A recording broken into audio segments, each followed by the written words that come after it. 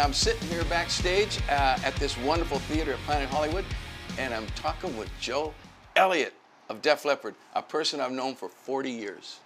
But 40 years this month. Exactly. We're having an anniversary conversation. Yeah, we are. My first time in England, I did a British tour of Sammy Hagar, Street Machine record, which I know this because it just turned 40 years old Right, Sunday. there you go. So long story short, my manager's going, these guys are really great, man. You got to stay and come early. You got to see them, And I'm going, they're kids, man. I got kids. He was not wrong. I almost have kids their age. I might have.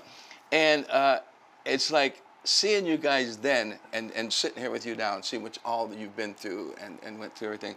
The fact that you guys stuck together and did all that and you're still here today and doing better than ever or as good as ever. Yeah, easily. I mean, how did that happen for you? I mean, well, the sticking together part was kind of simple, really. We came from a real Northern English working class background where you just know that you're either going to become a soccer player, a musician, or a bank robber.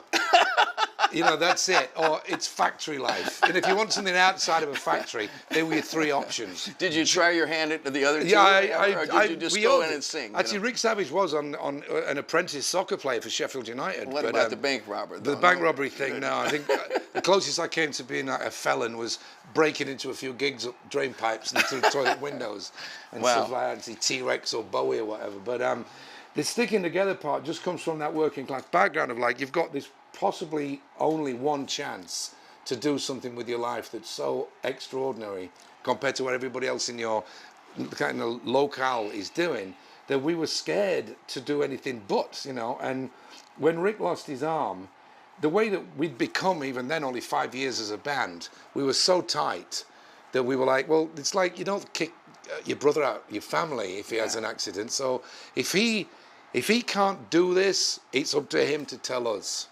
And that gave him the confidence to give it a go. It's so cool. I mean, so unheard of in rock. I mean, I've been thrown out of so many bands. I mean, it's like you go all the way with these people to the top, sell gazillion records and do all this stuff, and then all of a sudden they throw you out for some ego trip or something. Yeah. Because, it's like I never got so that, much, especially those two bands. Two of my favorites. I've been thrown out of two, but it's okay. I'm happy, but it's just so funny how some people just have different attitudes. It's a wonderful thing. It seems to be kind of like a very British thing. Like the Rolling Stones are kind of, the core of that band is tight.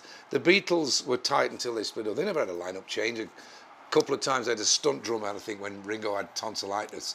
The longer we go on doing this, the more cool it feels to be the same people. So when little kind of personal issues come up, we all have this internal kind of memo that's like, don't even worry about it, because in 3 weeks' time this will have all gone away, and look what we would have thrown away if we let that take over, and it never has. How do you guys write songs in the band? What's the system? It's changed over the years. In the original days with Mutt, he said, don't come in with songs because I'm just going to tear them apart. Okay, so we would come in with riffs. And he would groove on a riff, and Mutt would go, that's great. What have we got to glue onto that? And then somebody else would come out with. So a great example is the song Hysteria, the title track of the album. The jangle bit was Sav, the bridge bit was Phil, I think, and the chorus was Steve. And then me and Mutt came up with the melodies and the lyrics. So you guys all write as a band? But we did, but then come 93, 96 onwards, we would start coming in with songs because everybody had home studios, and we would just program the drums, play the bass, play rough guitar, do a vocal, and go, got this song, and they go, okay, well, just replace the guitars, keep the vocal. The demo became the song on a lot of our stuff. But you still all write together? Yeah, we do. We write together, we write apart, we just do whatever works. It's always the song wins. The song is the boss. Not any one of the five of us. The song's the boss. If it's a great song, we do it. Why do you think that the longevity? Where's the longevity? Here's my kind of analogy of it. We're just a big jet, or a jet, and we were going through a ton of turbulence in the 90s, but sooner or later turbulence goes away and then blue sky. Flying again. Wow. And here's the thing, what we had was we just had to wait for the people that were 16-year-old fans, they're now married with a mortgage and a kid, to come back round to be able to afford to come back out and join the club, because we're still here. We just, the audience went away, but they've all come back, but they've come back bigger. Last year was our most successful tour or year in our entire That's so awesome. career. That's bigger than '88. Congratulations. Bigger than That's '88. so freaking awesome. Well, you guys made great music. I tell you, that's the other thing. Bands that didn't have a great catalog, they're not quite doing what you and Sharon did. Well, you you've guys got the Eagles and you've got Fleetwood Mac, and then you've got the other 900,000 bands from that time period. You know what I mean? No, you guys put. I mean, and there's also a last man standing aspect to it as well. The longer we stay around, all the other bands split up and leave. You know, and somebody will pick up their iPad and they'll go, oh, such and such have split up, and we'll go, one more notch up the ladder. I have this silly little thing called This and That. Let me Okay. just wrap this thing right up. Sure, man. Now this year you're not allowed to go Pisces on me. You're not a Pisces. No, I'm not. I'm a Leo. Oh well, the Leos would have no trouble with this or that. Chest beating frontman and all that stuff. Opinionated fuckers. Right? Robert. Yeah, and I got a double Leo in me, by the way. I'm a Libra with a double Leo. Okay. The singer or the song? The song. Boom. Residency or straight up tour? Tough one. I love the same bed for a month. Tour. Fame or fortune? Fame. Montrose or Van Halen? Oh, Montrose. No doubt. You can't take the 13-year-old kid out of me. I'm sorry.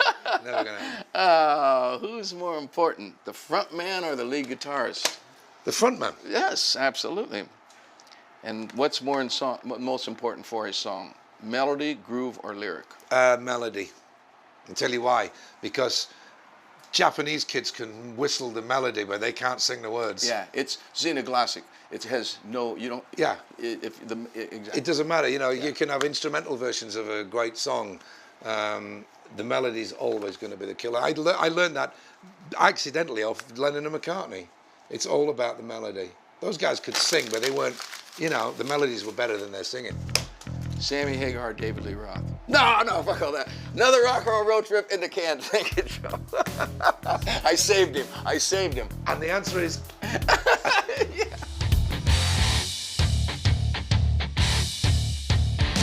Now that I've got the key to this city, I'm heading out to meet with a guy who was given the key to the city of Miami back in 2004. Here in 2020, he's the name behind the Big Chicken restaurant here in Las Vegas, Mr. Shaquille O'Neal. Shaq, Sammy Hagar, first of all, thank you for doing this. Mr. Van Halen, Mr. Well, Cabo it's funny Wabo. you say that because the first time I had anything, when we played the Forum years ago probably, and you left a tennis shoe in our dressing room. And you stole it? Well, it disappeared. I think Eddie's got the damn thing, but it was so big, I thought it was a joke. I'm saying, oh, this is really funny, man. This is all cool. And the guy said, no, that's really his shit.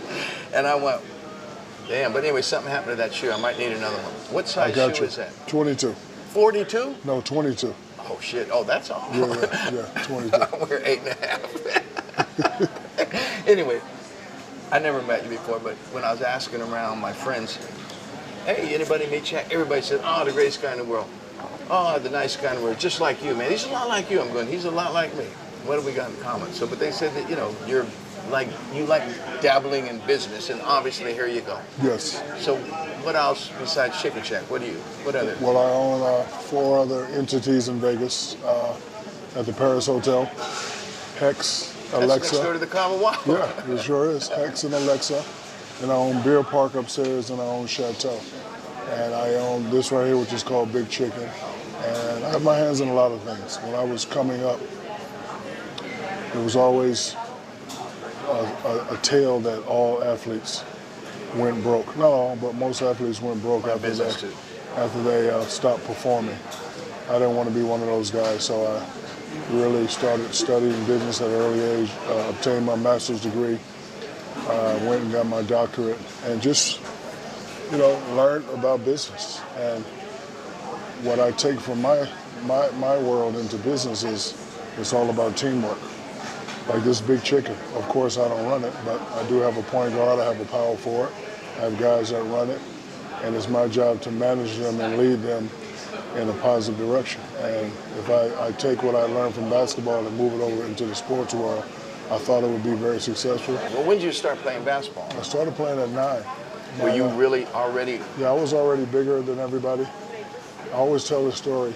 I remember one time when I was 9, playing in the championship game, had 50 points. We were blowing this team out 60-2. So a parent from the opposition came and grabbed his kid, and he looked at the referee and officials. He said, no way this kid is 9 years old. This kid is 9 years old. He's going to be the best NBA player ever. Took his kid and walked off. And my father was like, see, you're going to be the best. You're going to be better. And I remember that story vividly. So it was always bigger. But once I started getting older, I realized that I wasn't that good yet. And the fortunate thing for me is my life has always been peaks and valleys. As a youngster, started off terrible. Best fifth grader. Not the best sixth grader, seventh grader, eighth grader. Best ninth grader. Not the best sophomore, not the best junior. Best senior. Not the best college freshman, not the best sophomore, best junior. Go to the NBA. Oh, you're not the best NBA player. Magic is still here, Jordan is still here, Barkley is still here. So being that I knew how to fall down and pick myself back up, it was a good thing. So, business, what's driving you today? Still the same old thing, or do you think it's, in the past? Or? I set goals for myself. So now that I'm done playing, just want to remain successful. The best thing I did after I made a lot of money is to stop thinking about money. So when you don't have anything, you're like, I got to get 10 million, I got to get 50 million. So now that I got that, I don't even think about it. And I'm very, very strategic at what I do. And if it's good, if it's coming from the right place, 8 out of 10 times it will be successful. Obviously, you do a lot of philanthropy, take charity work. What's your favorite cause? I mean, do you have a pet? I mean, you can't give to everything and everybody. Yeah, I'm really big with Make-A-Wish. You ever heard of Make-A-Wish? Yeah, I do Make-A-Wish, absolutely. A lot of children before they pass, they want to talk to me, and I actually had to talk to one today.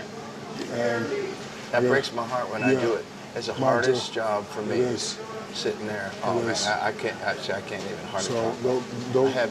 I was hurt so bad one time with a Make-A-Wish situation that it changed my life. Yeah. So that's when I started helping people for real. So I don't like passing out checks all the time. No. Especially with these GoFundMe scams going on. I like to be able to say, okay, this kid needs this. I'll take care of it. I'll write the check for my organization and I'll make sure it's done and I'll take care of it. You obviously feel good about yourself, and you should. And I'm so happy to hear that this kind of man you are. And Appreciate it. I can look you right in the eye and tell you from the bottom of my heart, you don't know how close we are to that stuff. Forget all the business shit. See this shit right here? Yep. That has nothing to do with what I'm talking about. This is what I'm talking about. This is why people think we're alike. Okay, but I have a silly thing. Yep. Let's call this or that. You and the Pisces, this is really fucked up for Pisces. And I can say that. Well, because you guys can't make up your mind about you. Yeah, we can't. At all. You just dangle the bait. And all the time. But, okay, just one or the other. If you want to say, yeah, you can do it because you're Shaq, and I wouldn't fucking argue with the guy your size, even if I was tough, which I am. Music or movies? Music. Miami or LA? Miami. Kenny Smith or Charles Barkley? Kenny Smith. I hate Charles Barkley. I hate him. I did a TV show with him when he was so rude to me. I have never been treated. Oh, he was rude to Charles, me. He was dogging me, man. And, for no reason, too. I mean, treat my guy like that, I'm going to get you. Yeah. Basketball or cha-ching, whoever wrote that one down. Basketball or cha-ching? Yeah. Cha-ching all day. Yeah? Oh, yeah. Damn. Shaq, I'm taking that to the bank. You hear that, you That should be the name of your show. You hear that, you